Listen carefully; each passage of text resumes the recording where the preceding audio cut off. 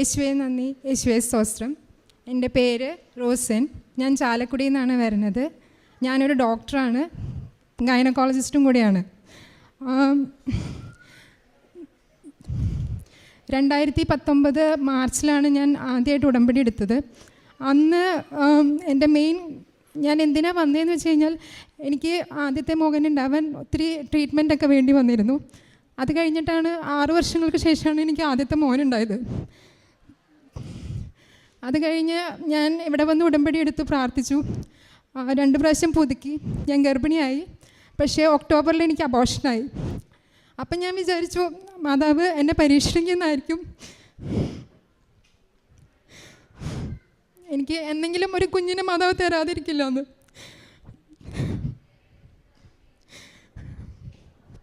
അന്ന് എനിക്ക് ഒരു കാര്യം മനസ്സിലായത്, എത്ര പഠിച്ചാലും എത്ര ഡിഗ്രി എടുത്താലും അതൊന്നും ഒരു കാര്യമില്ല. ഈശോയും മാതാവും വിചാരിച്ചാൽ മാത്രമേ എന്തെങ്കിലും ഈ ലോകത്ത് സംഭവിക്കുള്ളൂ. എനിക്ക് അന്ന് അബോർഷനായപ്പോൾ ആദ്യം എനിക്ക് ഇത്തിരി വിഷമമായി. പക്ഷേ ഇവാലുവേറ്റ് ചെയ്തപ്പോൾ പറഞ്ഞു എനിക്ക് ഗ്രേവ്സ് ഡിസീസാണെന്ന്. അതായത് തൈറോയിഡിൻ്റെ ഏറ്റവും മേലിലെ തലം, ഹൈപ്പർ തൈറോയിഡിസം എന്ന് പറയും. അതിൻ്റെ ട്രീറ്റ്മെൻറ്റ് സ്റ്റാർട്ട് ചെയ്തു. ഞങ്ങൾ അമൃതയിൽ പോയി. അപ്പോൾ അവിടുത്തെ ഡോക്ടർ പറഞ്ഞു, ഇതിൻ്റെ മെഡിക്കേഷൻസ് എടുത്തുകൊണ്ടിരിക്കുമ്പോൾ ഡോക്ടർ ഒരിക്കലും പ്രഗ്നൻ്റ് ആവാൻ പാടില്ല, ആയാൽ തന്നെ കുഞ്ഞിന് വൈകല്യങ്ങളുണ്ടാവും, അബോർഷനാക്കി കളയേണ്ടി വരും.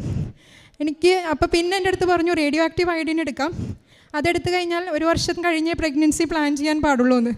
പക്ഷേ എനിക്ക് 38 വയസ്സായിട്ടുണ്ടായിരുന്നു. പക്ഷേ എനിക്കറിയാം എന്തൊക്കെ കോംപ്ലിക്കേഷൻസ് ഉണ്ടായിക്കൊണ്ടിരിക്കുന്നത്. പക്ഷേ ഞാൻ അതൊന്നും ശ്രദ്ധ വെച്ചില്ല. പിന്നെ ഞാൻ മെയ് മാസത്തിൽ എല്ലാ മെഡിക്കേഷൻസും നിർത്തി. ഞാൻ ജൂണിൽ പ്രഗ്നൻ്റായി. 3-ാം മാസത്തിൽ സ്കാനിങ് ചെയ്തപ്പോൾ കുഞ്ഞിന് ഡൗൺ സിൻഡ്രോം ആണെന്ന് പറഞ്ഞു. അപ്പോൾ പിന്നെയും എനിക്ക് ടെൻഷനായി. ഞാൻ എന്താ ചെയ്യേണ്ടതെന്ന് എനിക്ക് ഒരു എത്തം പിടി ഉണ്ടായിരുന്നില്ല. ഞാൻ മാതാവിനോട് പറഞ്ഞു, എനിക്കൊരു കുഞ്ഞിനെ തന്നേ പറ്റുള്ളൂ, എനിക്ക് എന്തായാലും വേണം കുഞ്ഞിനെ. എൻ്റെ ഹസ്ബൻഡ് എൻ്റെ അടുത്ത് പറഞ്ഞു, നമുക്ക് അബോർഷൻ ചെയ്യാം. ആളും ഡോക്ടറാണ്. എൻ്റെ വീട്ടിൽ എൻ്റെ അച്ഛനും അമ്മ എല്ലാവരും ഡോക്ടേഴ്സാണ്. എല്ലാവരും പറഞ്ഞു. അപ്പോൾ അച്ഛനും അമ്മയും പാപ്പയും അമ്മയും പറഞ്ഞു, സാരമില്ല, നമുക്ക് നോക്കാം, നമുക്ക് അടുത്ത ടെസ്റ്റ് ചെയ്ത് നോക്കാം, നീ ധൈര്യപ്പെട്ടിരിക്കുകയെന്ന് പറഞ്ഞു. അങ്ങനെ ഞങ്ങൾ കുറച്ചും കൂടി ഹയർ സെൻറ്ററിൽ പോയി ഇവാലുവേഷൻ നടത്തി. ഡോക്ടറിൻ്റെ അടുത്ത് പറഞ്ഞു, 99.9% വാവയ്ക്ക് ഒരു ബുദ്ധിമുട്ടും ഇല്ല, ഇനി തൈറോയിഡിൻ്റെ എന്തെങ്കിലും പ്രശ്നങ്ങളുണ്ടെങ്കിലേ ഉള്ളൂ ഡോക്ടറെ എന്ന് പറഞ്ഞു. ശരി, ഞാൻ വിചാരിച്ചു ഓക്കെ, കുഴപ്പമില്ല, അമ്മ മാതാവ് എന്നെ ഇത്രയും രക്ഷിച്ചതല്ലേ, ഇനിയും എന്നെ കൊണ്ട് നടന്നോളൂ എന്ന് എനിക്കറിയായിരുന്നു. അവസാനം തൈറോയിഡിന് ഞാൻ 6 മാസത്തിന് ശേഷമാണ് മരുന്നെടുത്ത് തുടങ്ങിയത്. കാരണം എനിക്കറിയായിരുന്നു, ഞാൻ തൈറോയിഡിന് മെഡിസിൻ എടുത്താൽ കുഞ്ഞിന് എന്തെങ്കിലും ബുദ്ധിമുട്ട് വരുമെന്നുള്ള പേടി കൊണ്ടായിരുന്നു ഞാൻ 6 മാസം വരെ എടുക്കാണ്ടിരുന്നത്. ഡോക്ടർ എൻ്റെ അടുത്ത് പറഞ്ഞു, ഡോക്ടറെ ഇങ്ങനെ ആയിക്കഴിഞ്ഞാൽ ശരിയാവില്ല, ഡോക്ടർക്ക് ഒത്തിരി കോംപ്ലിക്കേഷൻസ് ഉണ്ടാവും, ഡോക്ടർക്ക് BP കൂടും, ഹാർട്ട് ഫെയിലിയർ വരാം, ആദ്യത്തെ സിസേറിയൻ ആണ്, സിസേറിയൻ അനസ്തീഷ്യ കൊടുക്കുമ്പോൾ ഡോക്ടർക്ക് എന്തെങ്കിലും ബുദ്ധിമുട്ട് വരും. എല്ലാവരും എന്നെ ഒത്തിരി പേടിപ്പിച്ചു. പക്ഷേ ഞാൻ പറഞ്ഞു, ഞാൻ വർക്ക് ചെയ്യുന്ന ഹോസ്പിറ്റലല്ലാണ്ട് ഞാൻ എവിടെയും സിസേറിയൻ ചെയ്യില്ല. ചെറിയൊരു ഹോസ്പിറ്റലാണ്. എൻ്റെ കൂടെ വർക്ക് ചെയ്യുന്ന മാഡം തന്നെയാണ് എനിക്ക് സിസേറിയൻ ചെയ്തത്. എൻ്റെ അടുത്ത് പറഞ്ഞു, സിസേറിയൻ കഴിഞ്ഞ ഉടനെ തൈറോയിഡ് നോക്കണം, കുഞ്ഞിൻ്റെ നോക്കണം, അമ്മയുടെയും നോക്കണം, കുഞ്ഞിൻ്റെ ഇടയ്ക്കിടയ്ക്ക് നോക്കിക്കൊണ്ടിരിക്കണം, അല്ലെങ്കിൽ കുഞ്ഞിന് മെൻ്റൽ റിട്ടാർഡേഷൻ വരാനുള്ള സാധ്യതകൾ കൂടുതലാണ്, ഡിലേ ഡെവലപ്മെൻ്റ് ആയിരിക്കും. അപ്പോൾ എന്താ ചെയ്യാമെന്ന് വിചാരിച്ചു. അപ്പം ഞാൻ പറഞ്ഞു, ഇല്ല, എനിക്ക് കുഴപ്പമൊന്നുമില്ല, എനിക്ക് പ്രശ്നമൊന്നുമില്ല, എനിക്ക് ദൈവം സഹായിച്ച മാതാവ് കുഞ്ഞിനെ തന്നാൽ മാത്രം മതി, വേറെ എൻ്റെ കാര്യം ഒന്നും എനിക്ക് പ്രശ്നമായിരുന്നില്ല.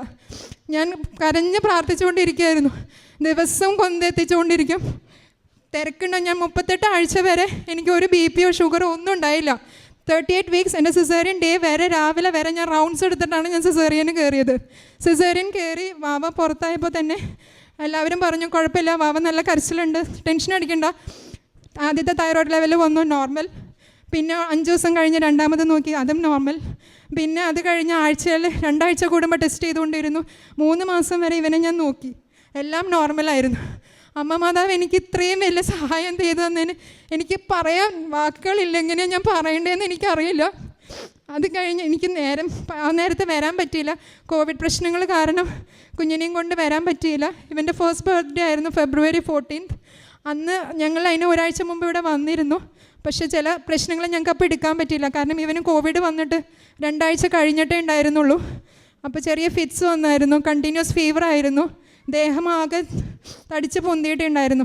പക്ഷേ ഇവിടെ നിന്ന് പ്രാർത്ഥന തൈലൊക്കെ ഉപയോഗിച്ച് കഴിഞ്ഞപ്പോൾ മോൻ്റെ ശരീരത്തിൽ ഇപ്പോൾ ഒരു ബുദ്ധിമുട്ടും ഇല്ല. അവൻ എല്ലാം പെർഫെക്റ്റ്ലി ഓൾറൈറ്റ് ആണ്. ഞാൻ എപ്പോഴും വായിക്കുന്ന ഒരു കാര്യമാണ്, പഠിക്കുന്ന മൂലം ഞാൻ എപ്പോഴും വിശ്വസിക്കുന്ന ഒരു കാര്യമാണ്, ഈ ലോകത്ത് ഏതെങ്കിലും ഒരു വലിയ വൈദ്യനുണ്ടെങ്കിൽ അത് ദൈവം മാത്രമാണ്. അതിൽ കവിഞ്ഞ് ആർക്കും ഒന്നും ചെയ്യാൻ പറ്റില്ല.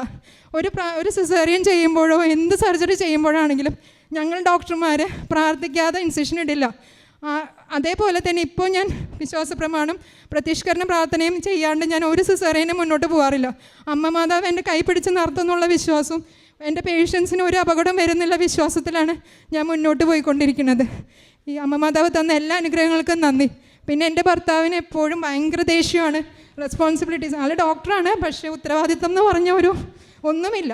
പക്ഷേ എല്ലാവരോടും ഭയങ്കര ദേഷ്യം, എപ്പോഴും ദേഷ്യം. എനിക്കറിഞ്ഞുകൂടെ എന്താ പ്രശ്നമെന്ന്. അപ്പം ഞാൻ മാതാവിനോട് പറഞ്ഞു, മാതാവ് ഒരു തീരുമാനം എടുക്കുക, എന്താ ഞാൻ ചെയ്യേണ്ടത് മുന്നോട്ട്, ഞാൻ ഇങ്ങനെയാണ് ജീവിക്കേണ്ടത്, മക്കളെയും കൊണ്ട് ജോലിയായിട്ട് എങ്ങനെയാണ് ജീവിക്കുക, ആളുടെ സപ്പോർട്ട് ഇല്ലാണ്ട് എനിക്കറിയില്ലായിരുന്നു. ഞാൻ വന്ന് ഫെബ്രുവരി 9 ഇവിടെ രണ്ടാമത് വന്നു. എൻ്റെ ആദ്യത്തെ ഉടമ്പടി പത്രം നഷ്ടപ്പെട്ടു പോയായിരുന്നു. വന്ന് ഉടമ്പടി എടുത്തു. അതിൻ്റെ ഒരൊറ്റ ആഴ്ച കഴിഞ്ഞപ്പോൾ തന്നെ ആൾക്ക് ഭയങ്കര മാനസാന്തരമാണ്. ഞങ്ങൾക്ക് അറിയില്ല അങ്ങനെയാണ് ആളങ്ങനെ ആയിപ്പോയെന്ന്. അതൊരു വ്യത്യാസമാണ്. എൻ്റെ അച്ഛനോടും അമ്മയോടും വീട്ടിലെല്ലാവരോടും ഭയങ്കര സ്നേഹത്തിലാണ് ഇപ്പോൾ പെരുമാറുന്നത്. എൻ്റെ മക്കളെ ഇതുവരെ കാത്തുകൊണ്ട് പോകുന്നത് ഈശോയും അമ്മ മാതാവാണ്. ഈ അനുഗ്രഹങ്ങൾക്കെല്ലാം ഈശോയ്ക്കും അമ്മ മാതാവിനും നന്ദി പറയണം. ഈശോയ്ക്ക് അമ്മയ്ക്ക്